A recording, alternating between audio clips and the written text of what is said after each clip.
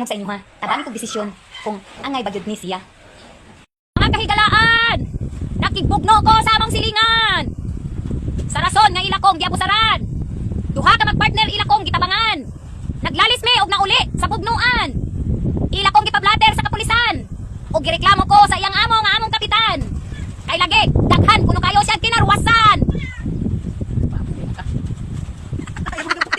Son ko, og gisulti ang inungdan. Tibuok silingan saksi sa kamatuoran og miulang sa among pugnuan.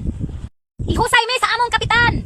Apan ang ending, natingala ko kay gipadesisyon siya og unsay iyahang katuyuan og kagustuhan. Miyamar siya nga magpabayad siya 10,000 sa ako. Wakak yape. Ilaha man hinuon kong panapian. Ming rason ko og mi-decline. Kay gamay ra kayo ng 10,000 nga gipangayo sa ako. Dugangi na ba? Baga bitaw kag wait. Ayaw na pangayo.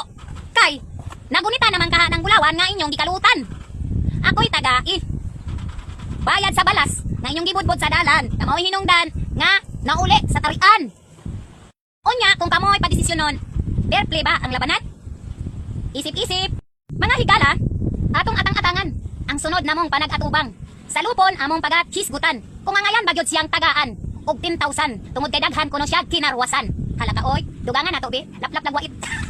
Pisan og piso dili gyud ka angayan tagaan. Kinsa man gud tao nang imong advisor nga kusganon man gyud kayo kag mangayo sa ako og 10,000. Kabaga nimo og wait. Uy.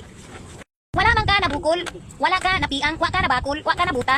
Pero daghang kag kinarwasan. Hala na nimo kay nakigbugno ka sa ako nga wakwakon diri sa ato.